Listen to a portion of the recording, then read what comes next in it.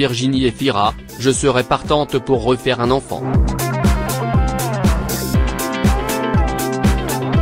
Dans le prochain Verhoeven, l'actrice franco-belge incarne une nonne lesbienne. Scandale garanti.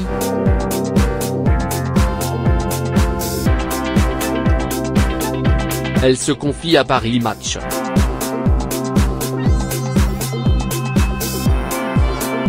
Premier extrait.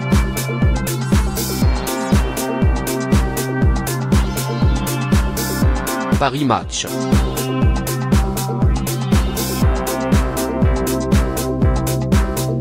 En à peine 12 ans, vous avez tourné dans 25 films et pourtant le doute était présent.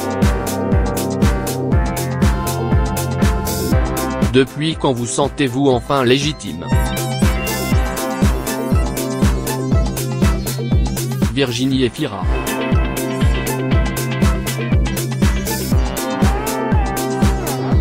Sur certains tournages de comédie, j'allais à la cantine en me disant « Il faut que tu sois drôle pendant le déjeuner ».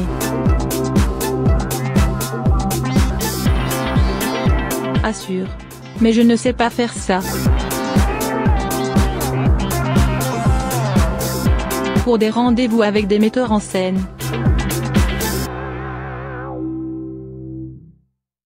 J'ai voulu paraître intelligente, le meilleur moyen de ne pas l'être. Ça paralyse, surtout pour quelqu'un qui n'est pas forcément à l'aise en groupe. Le film Victoria, présenté à Cannes en 2016, a été un déclic intime. J'étais enfin en accord avec moi-même.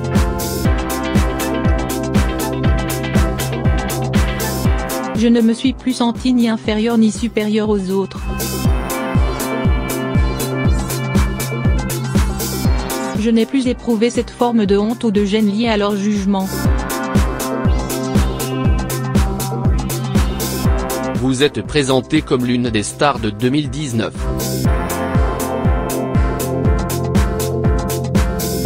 Est-ce à cause du film très attendu de Paul Verhoeven dans lequel vous incarnez Benedetta Carlini, une religieuse homosexuelle du XVIIe siècle? Je n'ai aucun doute sur le fait que le film, tiré d'une histoire vraie, aura un impact conséquent. Il traite d'un tabou ultime dans l'Église. Du procès fait à une femme à cause de son homosexualité.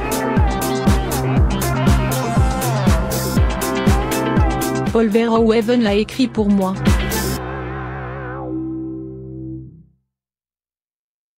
Au début je n'y ai pas cru.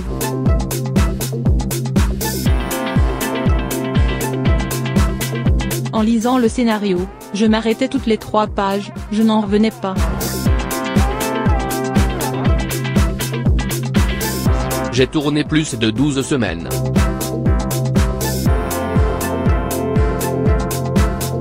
Je n'ai jamais joué de partition aussi spéciale, je ne m'étais jamais vu ainsi.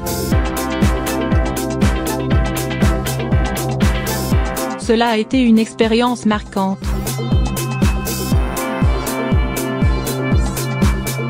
J'aurais vécu ça.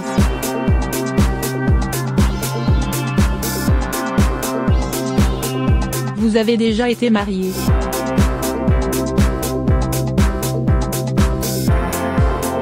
Pourriez-vous retenter l'aventure?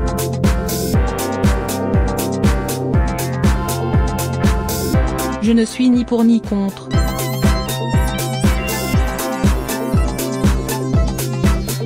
Ce n'est pas une obsession, pas un fantasme pour moi.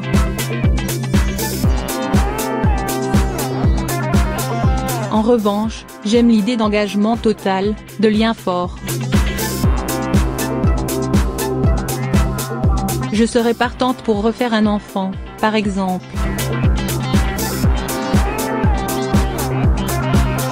Aujourd'hui, vous avez, semble-t-il, minci. Vous êtes plus belle que jamais.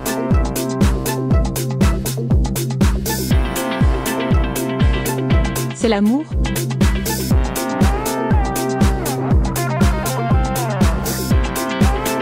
Ça vient des rôles, en réalité.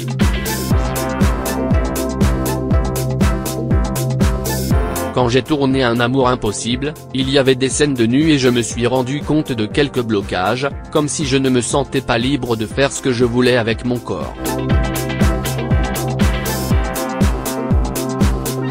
Sachant ce qui m'attendait avec Vero ou Even, je me suis mise à faire du sport, j'ai perdu un peu de poids pour me sentir à l'aise, libre et totalement disponible. Bon, je ne suis pas tombée dans l'anorexie non plus.